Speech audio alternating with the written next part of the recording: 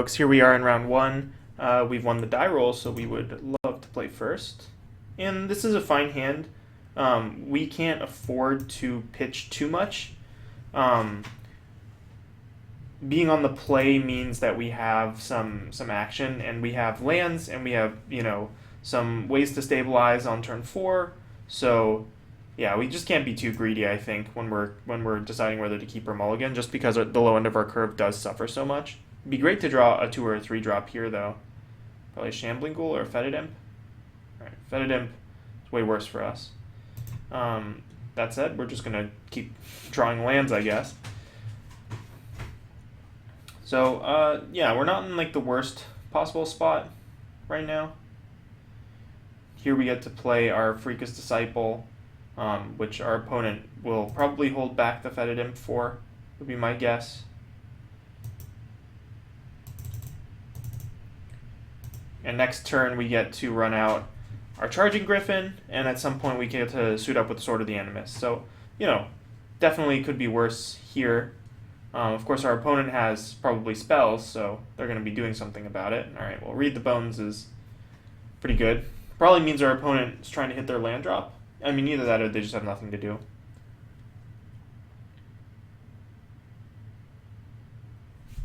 Alright, I accept this. Alright, well that was a pretty good draw for us. We're gonna make this attack here. And then we're gonna play the Heart Beast, just to get spells in our hand. Alright, and we get Renowned, so that's nice. And somehow we're ahead in the race because of that Read the Bones. Alright, Heart Beast down. We would love to use Heart Beast's ability.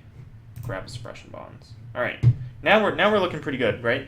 Sort of like what I was mentioning before is that with this deck we can't afford to not get into the mid to the late game, so we have to keep these hands that just have a lot of lands in them. But once we get to this point in the game, I think we're actually like in a pretty decent spot. Alright. Land. So what do we want to do here? I don't think there's anything really worth Suppression Bondsing. I mean, we could Suppression Bonds the Fetid Imp, but I think I just like playing out the Charging Griffin and the Sword of the Animist here. We can always go for Suppression Bonds and getting aggressive next turn if we want to. I think we're okay though, just holding back. I mean, if our opponent's a little bit a ways from a Draga Invocation, like that would wreck us. But aside from that, I think we're in a pretty decent spot.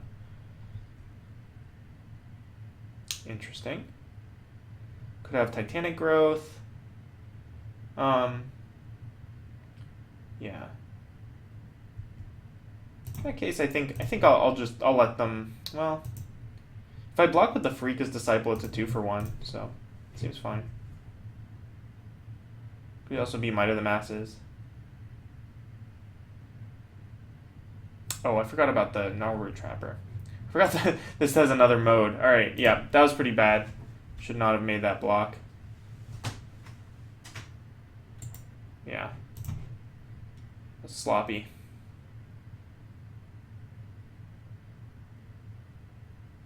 Rock Smallers. Rock Smallers is definitely eating the Suppression Bonds here.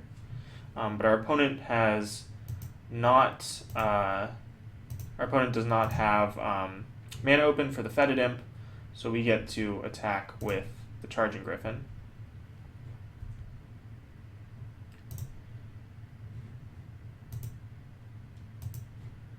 And we'd love to use this ability to get our mountain down.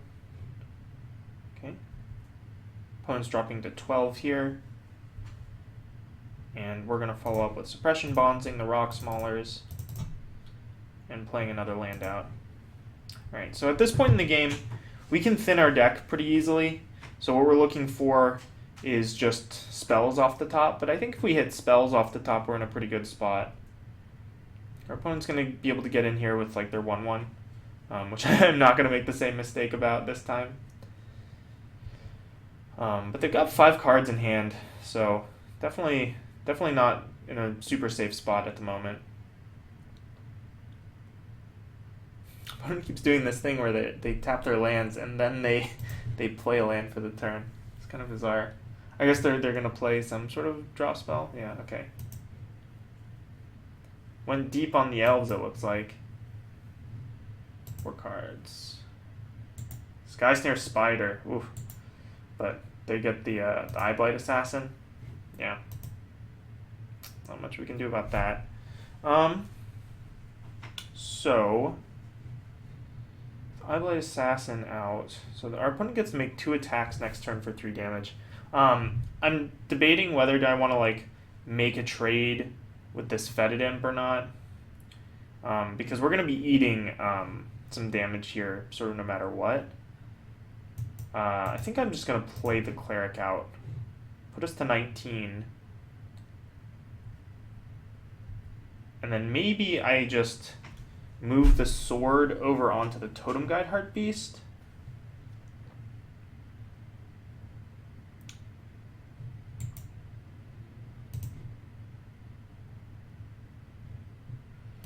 Now I'm going to move the sword over onto the Cleric.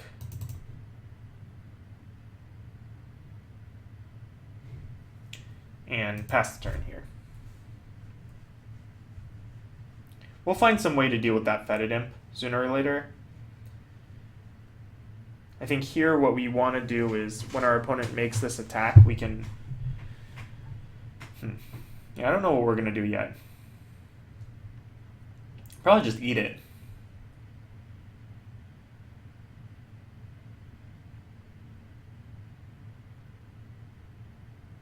Yeah, we'll just eat it.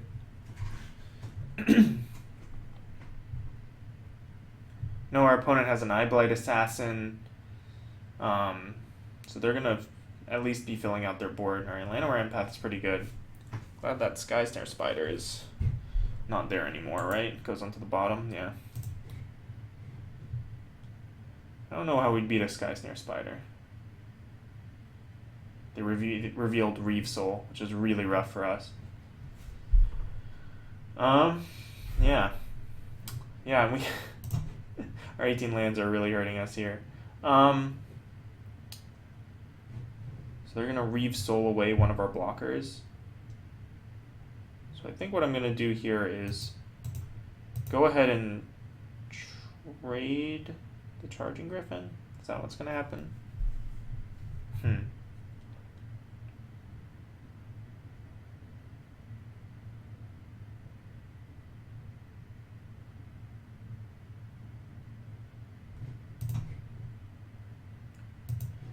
Yeah. I'm gonna trade the Charging Griffin here. I just like don't want to draw any more lands, and it's become apparent at this point that even if we do get a better way to deal with the Fetid Imp, that like we're gonna be really far behind at that point anyway. So I'd rather just thin our deck out and make the trade now.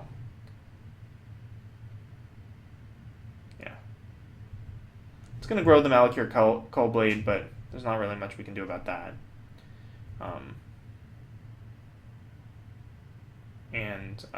I guess I just throw the sword onto the Cleric because our opponent's going to Reeve Soul the Totem Guide Heart Beast, I think. I mean, I'm not certain, but I can't imagine them not doing that. And there's nothing that we can do to, get it out of range. So yeah, we flooded pretty hard this game. We are playing 18 lands, but pretty unlucky. We have 5, 6, 7, 8, 9, 10, 11, 12. We have 12 of our lands in hand on turn 9. I think that's kind of unlikely. All right, and we just have to eat this, right? It's 4, 5, 6, 7, 8, 9. Yeah, we'll go to 8. I think our opponent has us here. I don't think there's anything that we can draw.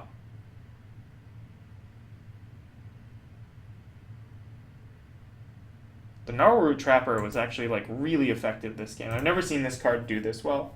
Like you always think of this as like a conditional mana dork, and like I've never really seen the second ability be effective, but it's really effective on this board. Alright, Laren Wardens. Alright, and we're just dead. So, I mean, I can chump, but we have no way out of this. So I'm gonna concede this one. Yeah, and let's see, what were we gonna do? post board here. What are we going to do? Aerial volley seemed not the greatest.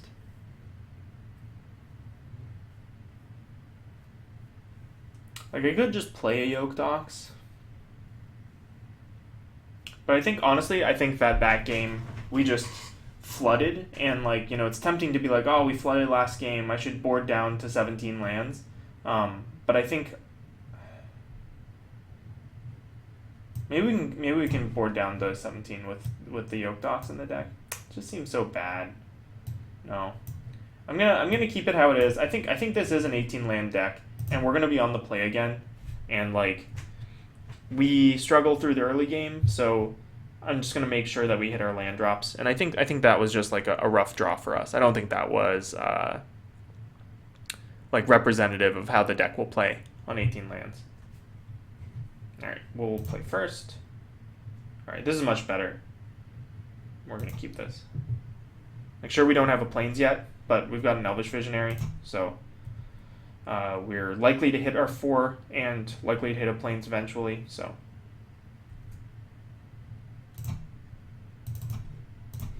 And this game, watch, this game we're going to be mana screwed, so. Alright. Fetid Imp here. Yeah. Alright, well, got another turn to draw our 4th land. Yeah, this has just been, like, the wrong things at the wrong time for us, I think. Land. Alright, we did it. Freaka's Disciple looks good here. Better than Somberwald Alpha, yeah.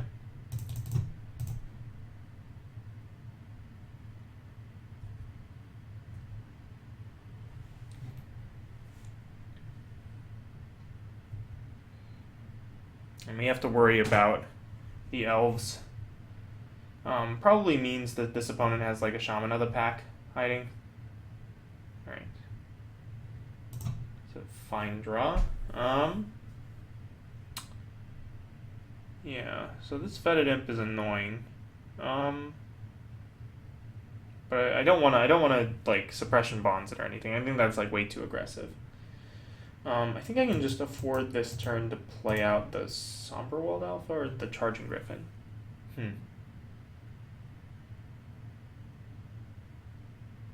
Neither of these are going to be doing any blocking. I think I'd rather have the Charging Griffin out now. Just because Somberwald Alpha, if we draw another land... I mean, if we draw another land, we're playing Basswood Gorger or like these two cards or something. But when you're at 6 mana, you can play the Somberwald Alpha and immediately activate it, which I think is, you know, worth it in several scenarios. So, okay. All right. So our opponent can trade the Fetid Imp here, and I think I want to give them that option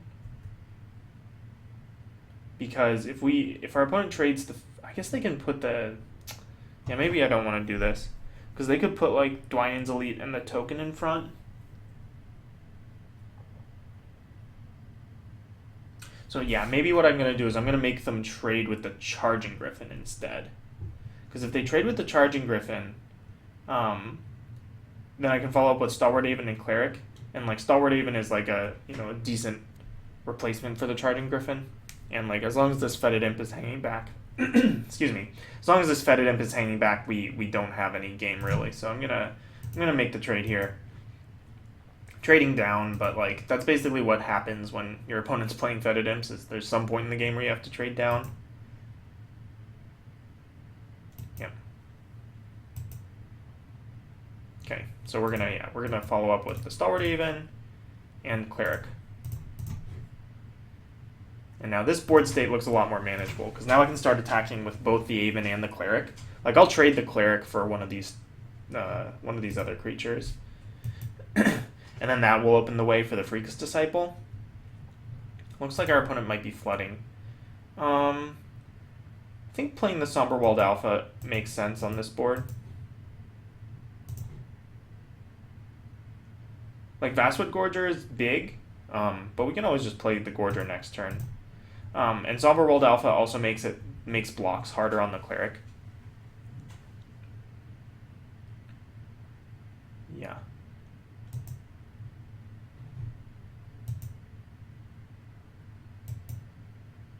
And yeah, we'll kill the Eyeblight Assassin, I guess.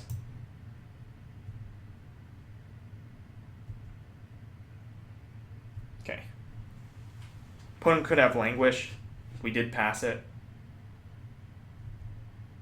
But Languish would be pretty awkward in their deck. I mean, like, we've only seen targets that can be languished, right? I guess they have the Sky Snare Spider. Alright, Deathbridge Shaman. Deathbridge Shaman, however you say that. Yeah. It's pretty good. Alright, well, we've got Rock Maulers of our own. I think here, though, I'm just going to run out the Basswood Gorger. Just shores the ground up, makes the best use of our mana. And we're going to be winning this race. Our opponent's probably going to come in with the Deathbridge Shaman, but we'll just eat it because our cards are really good. And then, like, once we do manage to vomit our hand onto the board, then we can start getting really aggressive. If we draw a land this turn, we're going to hold it in hand. Alright, Treading Mist is fine. Yeah, I'm just going to play out the Rock Maulers. And do I want to start getting aggressive? Like, I could discard the Enshrouding Mist to the Deathbridge Shaman, and it's, like, not the end of the world. And, like, my opponent... Yeah. Yeah, I think it's okay at this point to get aggressive here. So they'd have to put, like, 2/2/2s in front of the Pharika's Disciple. So that's, like, a 2-for-1. And the Gorger, they'd have to put 2, 3, 7. They'd have to put all 3 of these in front of the Basswood Gorger, which I think is fine.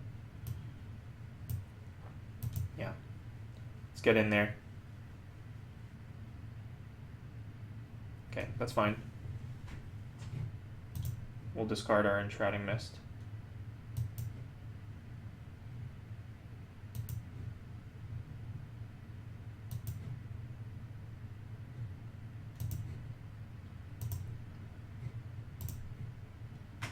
Like, we have so much beef on the board right now, though, that I would much rather have the Suppression... I mean, like, obviously I'd much rather have the Suppression Bonds, but I don't mind losing the card there.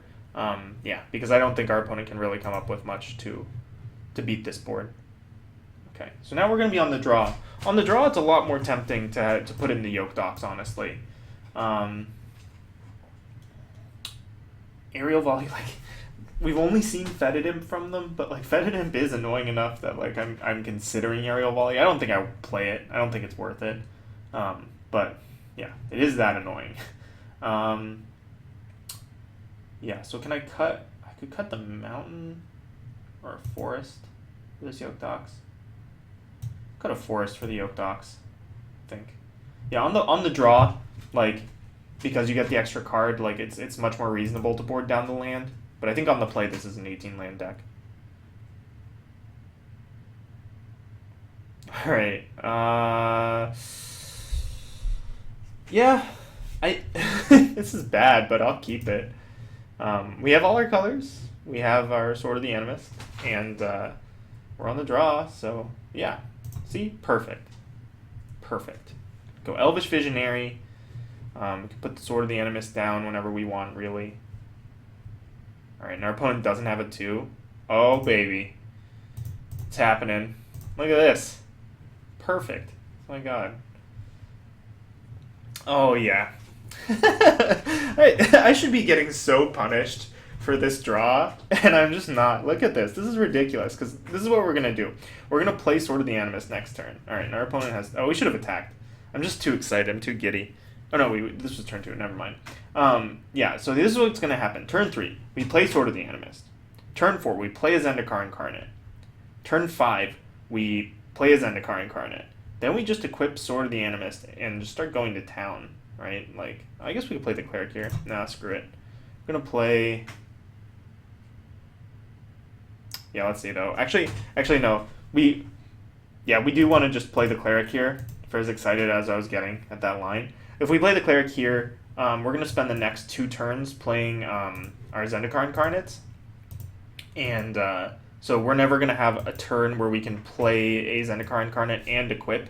So we may as well just like wait to play and equip until later. Like it doesn't save us any mana doing it this way. Alright, Coldblade is fine. Just don't want to see a Reave Soul. Reave Soul is also fine. This guy becomes a 2-2. Yeah. Hello, 2-2. Meet 4-4.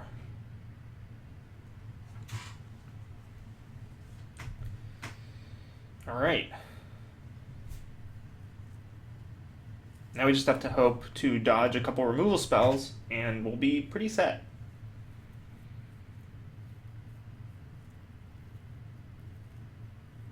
Now what I can do next turn is I can cast Sword of the Animist and cast Stalwart Haven.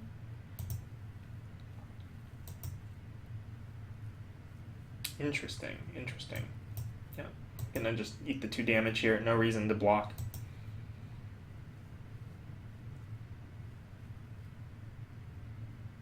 Could be a Reach of Shadows, Rock Smallers. Rock Smallers is fine. Alright, so we drew a land. So we can... Yeah, so I think what I'm going to do first is I'm going to attack here.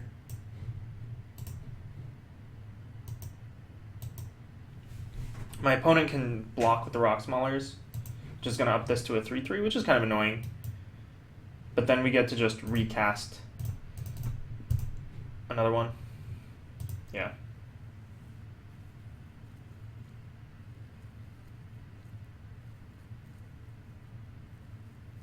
And next turn, we have a couple lines. We can just throw the Sword of the Animist on like the Zendikar Incarnate and just try to get ahead that way. We can also play like out our Stalwart Haven or Charging Griffin or something. All right. Well, Fetid Imp is going to slow us down a little bit, but we've got things to put in the air as well. So no worries there. Our opponent represented a combat trick last turn.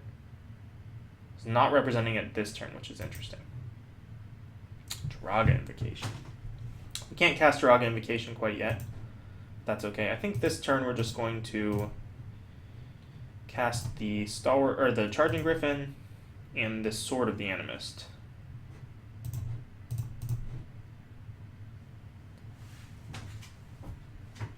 And we'll set up a big turn coming up here.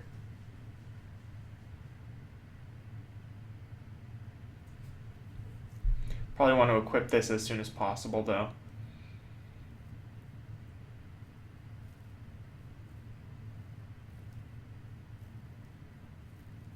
Llanowar Empath. No Sky Snare Spiders, please.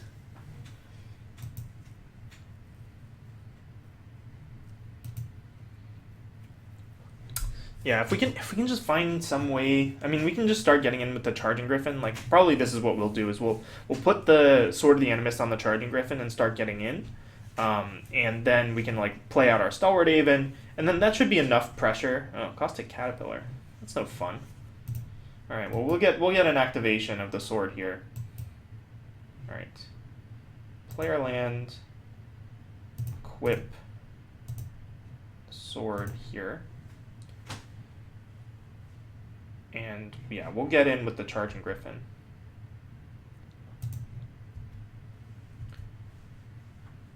Like our opponent may feel like enough pressure that they like don't want to make that block here. Yeah, we'll get our other another forest, I guess. Yeah, why not?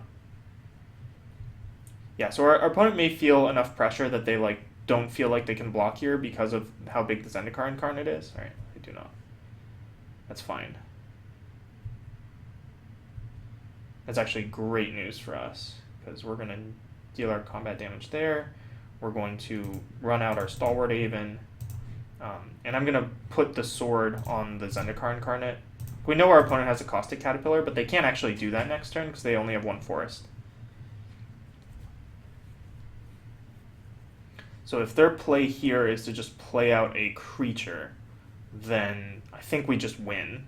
I mean, we don't just win, but like we're very close to winning. And if their play is to Caustic Caterpillar and blow it, I think we also just win. Because we Draga Invocation, they have to put blocks here. Alright, yeah. This is fine. Get a Leaf Gilder. Probably just play out the Leaf Gilder would be my guess. Yeah.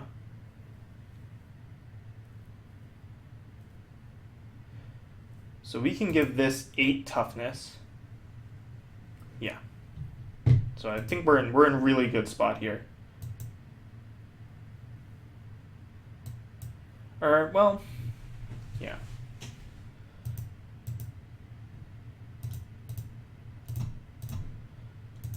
Yeah, I think we just blow the invocation here, because our opponent, yeah, can put like everything in front of the incarnate, and then they just lose everything, and then like we still have like a renowned Aven, and like yeah, we still have a board, because yeah, they can, okay, so they can do that.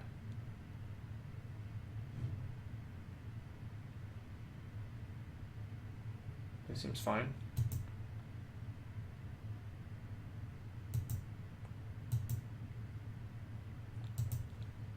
Yeah, I mean we have the suppression bonds for the Cull Blade, so we're not under any actual pressure from this card at the moment. I mean a straight removal spell here doesn't really do it for them. Like Yevva's Force Mage does not do it for them. They could hit us for 7. I mean, yeah, just getting some attacks in.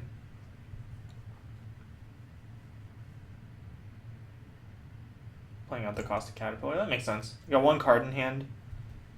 Yeah, we're just gonna serve here. No reason to do anything else. I guess maybe I should have put the sword on the Stalwart Aven. That was a little bit loose. We'd love to use the sword's ability. Another mountain one to play. Yeah, because that would have put 3 more, or another point of damage in. And like the Zendikar Incarnate is already an abyss. Like we don't need to make it more of an abyss. Yeah, so we'll run out the Gorger. 5, 6. So the question is, do I want to, like, am I afraid of dying from this thing? I don't think so. I mean, even like double Might of the Masses. I guess double Might of the Masses does it exactly.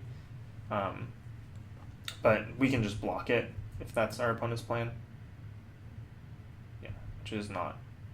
Okay. Yeah, let's get a Planeswalker online. Why not?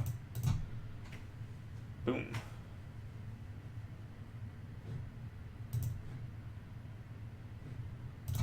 Love to use Nissa's ability. Give me that. Give me that value. Yes. And I'm just gonna minus Nissa. Like we're not under any pressure at the moment, and I think I can now just start getting real mean. Suppression bonds the Cull Blade. Like our opponent can blow the Caterpillar, but then like they only get 1 block this turn either way.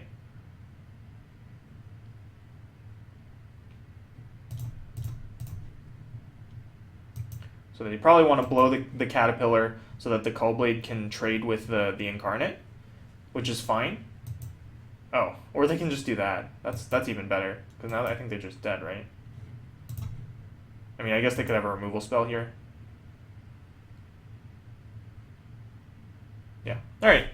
So we got to see how powerful some of our splash was, and you know, we got Nissa right at the end there. Didn't really do much, but yeah, deck ran pretty well once we get our lands on board, and we don't flood out. So I'll see you guys in round 2.